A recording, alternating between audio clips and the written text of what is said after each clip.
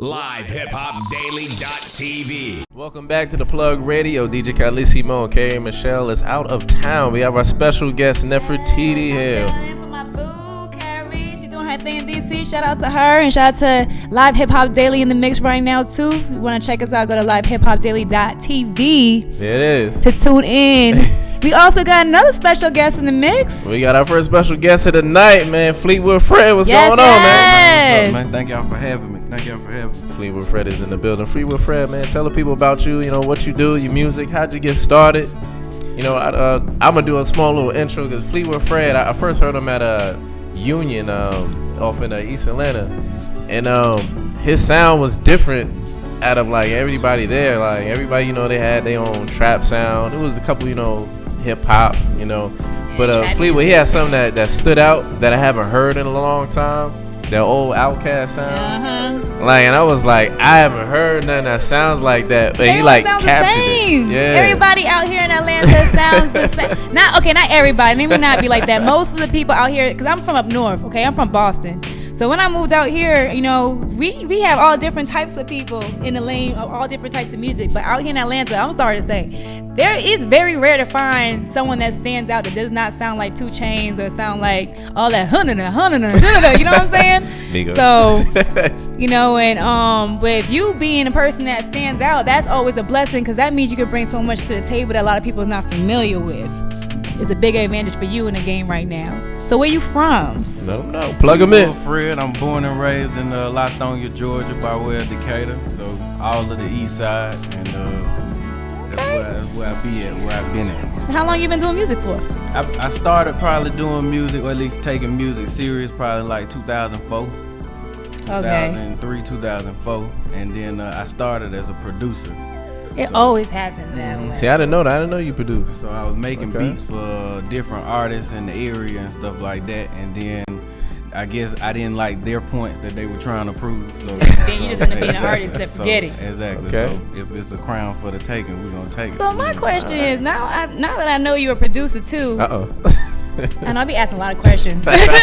So with you being a producer, right? So, now being an artist, from a producer to an artist, do you still provide beats to people who are interested in, in something that, like, the beats that you do, or do you just keep the good ones to yourself and give all the messed up ones? I'm not even saying that your beats are messed up. Get all the ones that you don't like to, everyone else. I haven't produced in probably like a good 4 or 5 years, and that's just to kind of focus more on on the artistry and trying to perfect the brand and trying to perfect what the mindset that go with it. So I haven't really been doing any producing for a while. So other than for yourself. Not even for myself. Really? Oh, yeah. I like. Surprised. You probably had a stack of beats just sitting for yourself. I do have a nice artillery of music, of beats, but I was like, right now it's trying to branch out and grow with other people versus like just trying to one man that's band. Some awkward stuff right there. I would think that you'd be just going off of your own beats because when you're a producer, you have a good eye and ear for music, so you know what you like and what you want to hear, and you know how to go ahead and just put that stamp on. But what I'm learning is it takes more. It's not just one person. True. And it takes. So I need folks. I need a producer from Boston. You know what I'm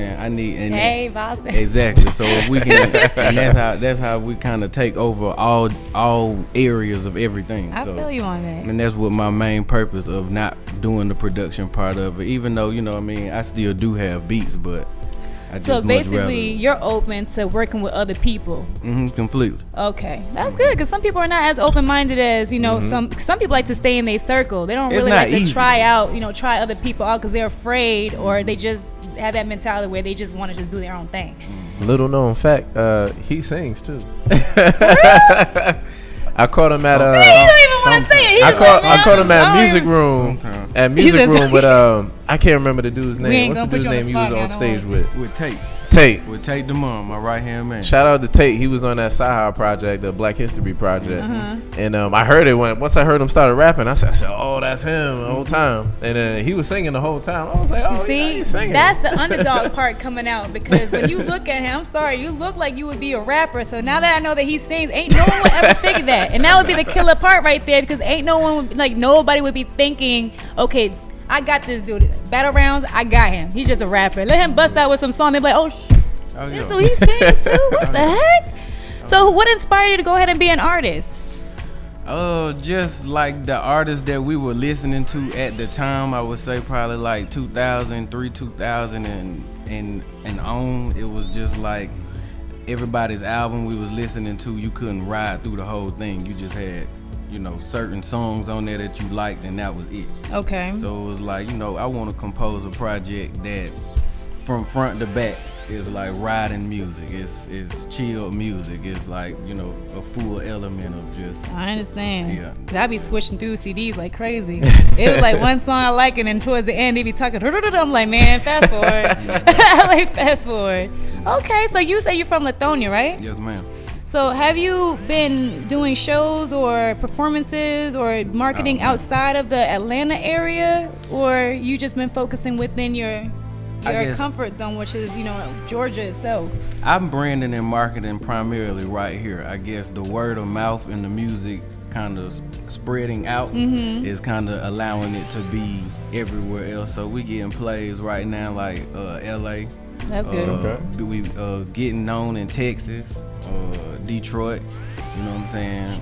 Texas. Alabama. That's good. So yeah, like some of everywhere else, and it's good for the growth because it's not just like a home-based thing. It's like reaching, like we can touch all the people. So how do you feel knowing that your music is being played outside of your home basically? Good, extra good. It's working.